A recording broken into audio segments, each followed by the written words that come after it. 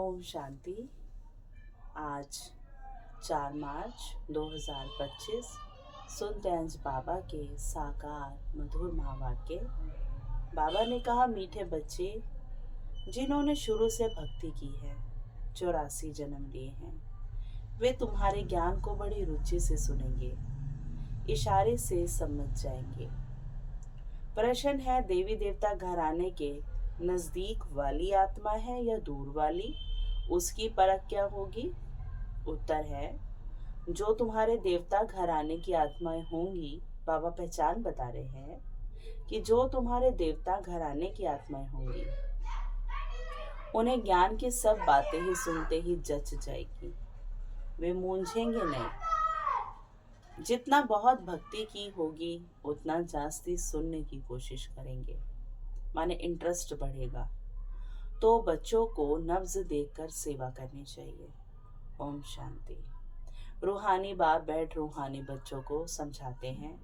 ये तो बच्चे समझ गए, रूहानी बाप है निराकार। इस शरीर द्वारा बैठ समझाते हैं, मैंने ब्रह्मा बाबा के तन से समझाते हैं निराकार, परंतु साकार तन लेकर समझाते हैं। हम आत्मा भी निराकार है, इस शरीर से सुनते हैं। अब हमको भी ये शरीर ना हो तो सुन सकते हैं। तो बाबा कहते, बच्चे तुम भी निराकार आत्मा हो, इस शरीर से सुनती हो। तो अब दो बाप इकट्ठे हैं ना, ब्रह्मा बाबा और शिव बाबा। बच्चे जानते हैं दोनों बाबा यहाँ हैं। तीसरे बाप को जानते हो, परंतु उनसे फिर भी ये अच्छा है, इनसे फिर वह अच्छा, नंबरवार है ना। तो उस लौकिक से संबंध निकल बाकी इन दोनों से संबंध हो जाता है। बाप बैठ समझाते हैं मनुष्यों को कैसे समझाना चाहिए। तुम्हारे पास मेला प्रदर्शनी में तो बहुत आते हैं, ये भी तुम जानते हो, 84 जन्म कोई सब तो नहीं लेते होंगे। ये कैसे पता पड़े ये 84 जन्म लेने वाला है या 10 जन्म लेने वाला है व 20 जन्म लेने वाला है? अब तुम बच्चे यह तो समझते हो कि जिसने बहुत भक्ति की होगी शुरू से लेकर, तो उनको फल भी इतना ही जल्दी और अच्छा मिलेगा। फल क्या है? भक्ति का फल है ज्ञान। तो उनको ज्ञान अच्छे से समझ आएगा, जल्दी समझ आएगा। थोड़ी भक्ति की होगी और देरी से की होगी तो फल भी इतना थोड़ा और देरी से मिलेगा। ये बाबा सर्विस करने वाले बच्चों के लिए समझाते हैं ये बातें। बोलो, सर्विस करने वाले बच्चों को बोल रहे हैं बाबा, बोलो तुम भारतवासी हो तो बताओ, देवी देवताओं को मानते हो? भारत में इन लक्ष्मी नारायण का राज्य था ना, तो 84 जन्म लेने वाला होगा। जो 84 जन्म लेने वाला होगा, शुरू से भक्ति की होगी, वे झट समझ जाएगा। बरोबर आदि सनातन देवी देवता धर्म था, रुचि से सुनने लग पड़ेंगे। कोई तो ऐसे ही देखकर चले जाते हैं, कुछ पूछते भी नहीं, जैसे कि बुद्धि में बैठता ही नहीं। तो उनके लिए समझना चाहिए कि यह अभी तक यहाँ का नहीं है, आगे चल समझ भी लेवे। कोई का समझाने से झट कांध हिलेगा। बरोबर इस हिसाब से तो 84 जन्म ठीक है। अगर कहते हम कैसे समझे कि पूरे 84 जन्म लिए हैं? अच्छा, 84 नहीं तो 82 देवता धर्म में तो आए होंगे ना। देखो, इतना बुद्धि में जचता नहीं है तो समझो यह 84 जन्म लेने वाला नहीं है। दूर वाले कम सुनेंगे, जितना बहुत भक्ति की हुई होगी वे जास्ती सुनने की कोशिश करेंगे, झट समझ जाएंगे। ड्रामा रिपीट तो होता है ना, सारा भक्ति पर मदार है। इस बाबा ने, माने ब्रह्मा बाबा ने सबसे नंबर 1 भक्ति की है ना। कम भक्ति की होगी तो फल भी कम मिलेगा। ये सब समझने की बातें हैं। मोटी बुद्धि वाले धारणा कर नहीं सकेंगे। ये मेले प्रदर्शनियां तो होती रहेंगी, सब भाषाओं में निकलेंगी, सारी दुनिया को समझाना है ना। तुम हो सच्चे सच्चे पैगंबर और मैसेंजर। वे धर्म स्थापक तो कुछ भी नहीं करते हैं, ना वह गुरु है। गुरु कहते हैं, परंतु वह कोई सदगति दाता थोड़े ही हैं। जब वह आते हैं उनकी संस्था ही नहीं तो सदगति किसकी करेंगे। गुरु वह जो सदगति दे, दुख की दुनिया से शांति धाम में ले जाए। क्राइस्ट आदि गुरु नहीं, वह सिर्फ धर्म स्थापक है। उन्हों का और कोई पोजीशन नहीं है। पोजीशन तो उन्हों का है जो पहले पहले सतो प्रधान में फिर सतो रजो तमो में आते हैं। बाबा कहते हैं वे तो सिर्फ अपना धर्म स्थापन कर पुनर्जन्म लेते रहेंगे। जब फिर सबकी तमो प्रधान अवस्था होती है तो बाप आकर सबको पवित्र बनाए ले जाते हैं। पावन बना तो फिर पति दुनिया में रह नहीं सकते। पवित्र आत्माएं चली जाएंगी मुक्ति में, फिर जीवन मुक्ति में आएंगी। कहते भी हैं वे लिबरेटर है, God is liberator, God is guide. तो कहते भी है ना, तो कभी तो लिबरेट किया है ना, गाइडेंस दी है ना। गाइड है परंतु इसका भी अर्थ नहीं समझते। अर्थ समझ जाएं तो उनको जान जाएं। सतयुग में भक्ति मार्ग के अक्षर भी बंद हो जाते हैं। सतयुग में ना भक्ति ना ज्ञान। ये भी ड्रामा में नूंद है जो सब अपना अपना पार्ट बजाते रहते हैं, सदगति को एक भी पा न सके। बाबा यहाँ की बात कर रहे हैं। अभी तुमको ये ज्ञान मिल रहा है। बाप भी कहते हैं मैं कल्प के संगम युगे आता हूँ। इनको कहा जाता है कल्याणकारी संगम युग। और कोई युग कल्याणकारी नहीं है। संगम सतयुग और त्रेता के संगम का कोई महत्व नहीं है। वहाँ कोई कल्याण नहीं हो रहा। सूर्यवंशी पास हुए, फिर चंद्रवंशी राज्य चलता है, फिर चंद्रवंशी से वैश्यवंशी बनेंगे, तो चंद्रवंशी पास्ट हो गए। उनके बाद क्या बने वह पता ही नहीं रहता है। चित्र आदि रहते हैं तो समझेंगे ये सूर्यवंशी हमारे बड़े थे, ये चंद्रवंशी थे, वह महाराजा वह राजा, वह बड़े धनवान थे। माने सूर्यवंशी और चंद्रवंशियों के लिए फिर ये महिमा हो जाएगी। वह फिर भी नापास तो हुए ना त्रेता वाले। यह बातें कोई शास्त्रों आदि में नहीं है। अब बाप बैठ समझाते हैं। सभी कहते हैं हमको लिबरेट करो, पतित से पावन बनाओ। सुख के लिए नहीं कहेंगे, क्योंकि सुख के लिए निंदा कर दी है शास्त्रों में। सब कहेंगे मन की शांति कैसे मिले। अभी तुम बच्चे समझते हो तुमको सुख शांति दोनों मिलते हैं। जहाँ शांति है वहाँ सुख है, जहाँ अशांति है वहाँ दुख है। सतयुग में सुख शांति है, यहाँ दुख अशांति दोनों है। बाबा कहते ये बाप बैठ समझाते हैं, यानी भगवान बैठ ये बातें समझाते हैं। तुमको माया रावण ने कितना तुच्छ बुद्धि बनाया है, ये भी ड्रामा बना हुआ है। बाप कहते हैं मैं भी ड्रामा के बंधन में बांधा हुआ हूँ, मेरा पार्ट भी अभी है। कहते हैं ना यदा यदा ही धर्मस्य ग्लानि भवते भारत। माने जब जब धर्म की ग्लानि होती है तब तब यदा यदा मैं आता हूँ। तो बाबा कहते हैं मेरा पार्ट भी अभी है जो मैं बजा रहा हूँ। कहते भी हैं बाबा कल्प आप ही आकर भ्रष्टाचारी पतित से श्रेष्ठाचारी पावन बनाते हो, भ्रष्टाचारी बने हो रावण द्वारा। बाबा कहते अब बाप आकर मनुष्य से देवता बनाते हैं। यह जो गायन है उनका अर्थ बाप ही आकर समझाते हैं। उस अकाल तख्त पर बैठने वाले भी इसका अर्थ नहीं समझते हैं। बाबा ने तुमको समझाया है आत्माएं अकाल मूर्त है। क्या आत्मा मरती है, उसको काल खाता है? बाबा कहते नहीं, आत्मा का ये शरीर रथ है। इस शरीर पर अकाल माने आत्मा अर्थात जिसको काल नहीं खाता वे आत्मा इस पर विराजमान है। ये तो सब शरीरों और आत्माओं की बात है। सतयुग में तुमको काल नहीं खाएगा, अकाले मृत्यु कभी नहीं होगी। जैसे समझो कि बीच में ही आयु भी पूरी नहीं हुई और कभी कभी एक्सीडेंट से, कभी अचानक हार्ट अटैक से मृत्यु हो जाती है, तो बाबा कहते हैं वहां तुम्हें अकाल नहीं जाना पड़ेगा। बिना काल के, काल पूरा करके माने समय पूरा करके ही शरीर छूटेगा।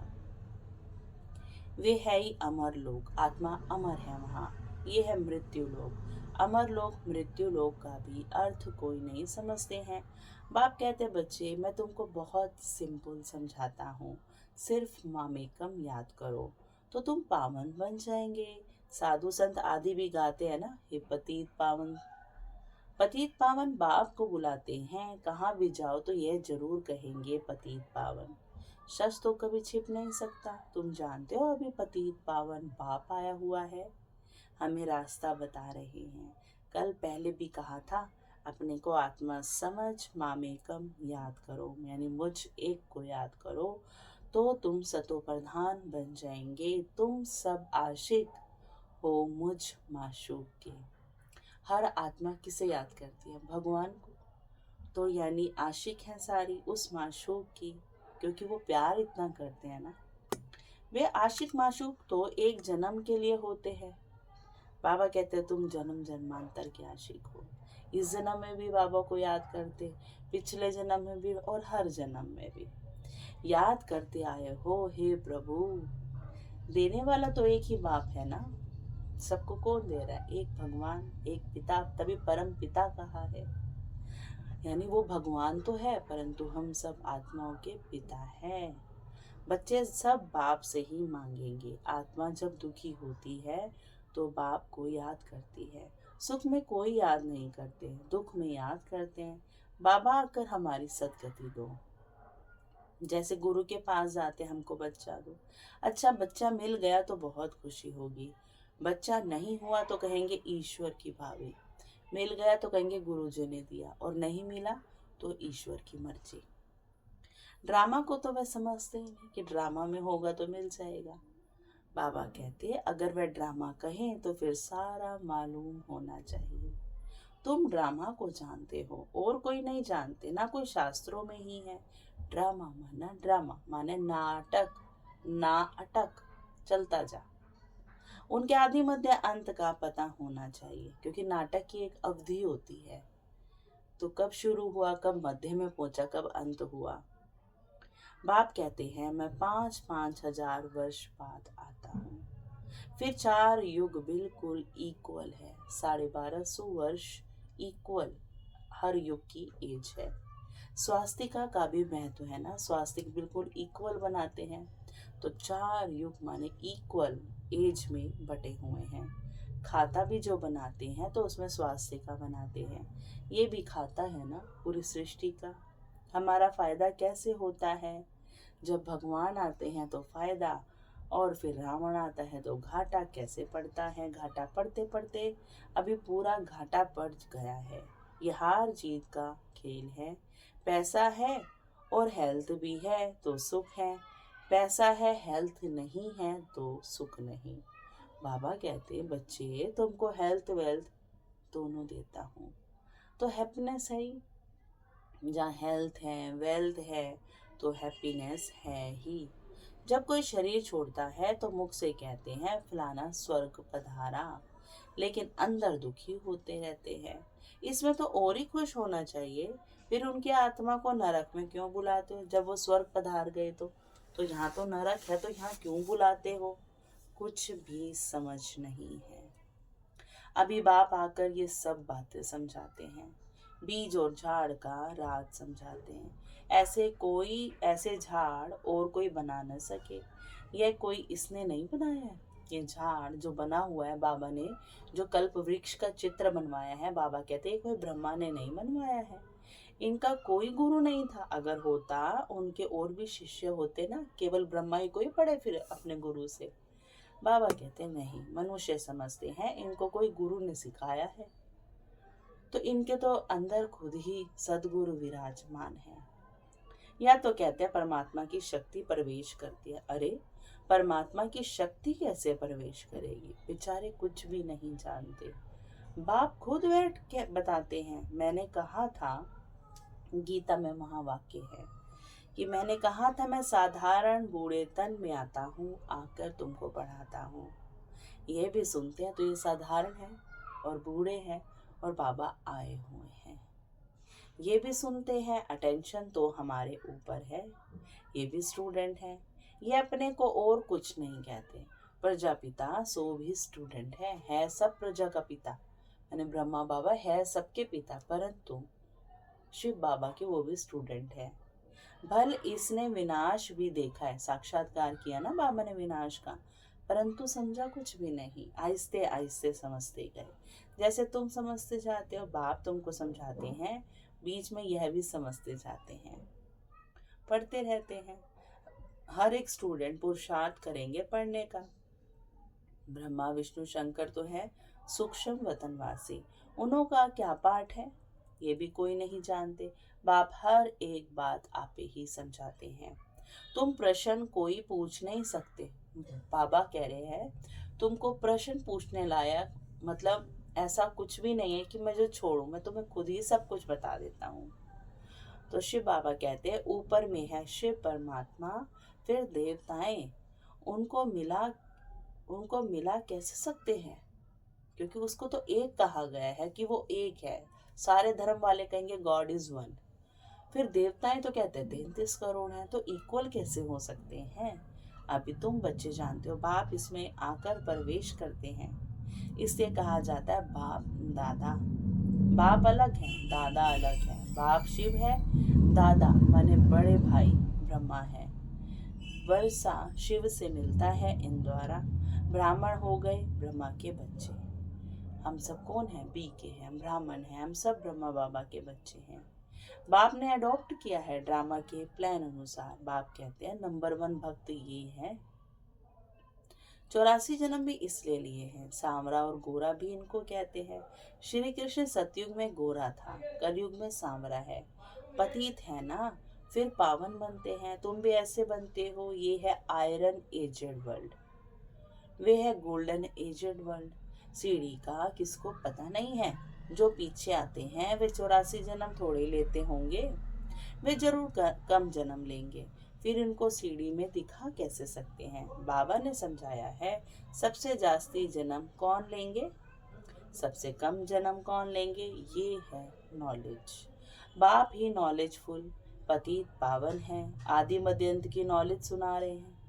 वे सब तो नीति नीति कहते हैं। सारे सन्यासी इतना इतना सन्यास करके, इतना इतना मंत्र जाप तप जप सब कुछ करके भी क्या कहते हैं, नीति नीति। माने हम नहीं जानते हैं, अपने आत्मा को ही नहीं जानते तो बाप को फिर कैसे जाने। क्या हम जानते थे अपने आत्मा को, नहीं जानते थे ना, तो खुद को शरीर ही मान के बैठे थे, इसी आइडेंटिटी में सारा जीवन चला रहे थे। तो ये पहचान तो बाबा ने दी है, सिर्फ कहने मात्र कह देते हैं आत्मा क्या चीज है, कुछ भी नहीं जानते कि सारा पाठ ही आत्मा बजा रही है।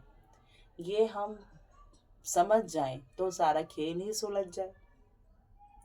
तुम अभी जानते हो आत्मा अविनाशी है, उसमें 84 जन्मों का अविनाशी पाठ नुदा हुआ है। इतनी छोटी सी आत्मा में कितना पाठ नुदा हुआ है। जो अच्छी रीति सुनते और समझते हैं तो समझा जाता है ये नजदीक वाला है। बुद्धि में नहीं बैठता है तो देरी से आने वाला होगा। सुनाने के समय नब्ज देखी जाती है। समझाने वाले भी नंबरवार है ना। तुम्हारी ये पढ़ाई है, राजधानी स्थापन हो रही है। कोई तो ऊंच से ऊंच राजाई पद पाते हैं, कोई तो प्रजा में नौकर चाकर बनते हैं। बाकी हाँ इतना है कि सत्युग में कोई दुख नहीं होता, फीलिंग नहीं है वहाँ, माने दुख की कोई फीलिंग नहीं है। उनको कहा ही जाता है सुखधाम बहिशत। पास्ट हो गया है तब तो याद करते हैं ना। देखो ना, जब भी कोई शरीर छोड़ता है तो सीधा स्वर्ग भेजते हैं। गया कि नहीं गया वो नहीं पता, पर स्वर्ग गया, स्वर्गवासी हुआ। तो बाबा कहते हैं मनुष्य समझते हैं स्वर्ग कोई ऊपर छत में होगा।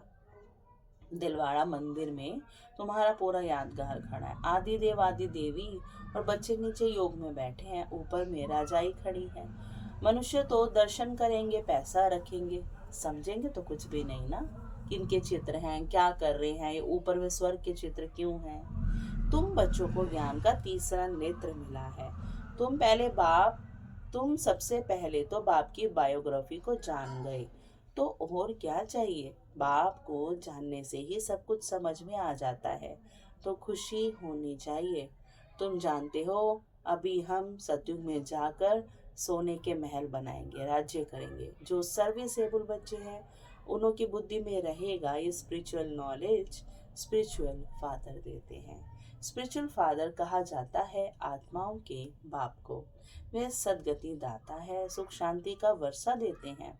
तुम समझा सकते हो ये सीढ़ी है भारतवासियों की, जो 84 जन्म लेते हैं। तुम आते ही आधे में हो, तो तुम्हारे 84 जन्म कैसे होंगे?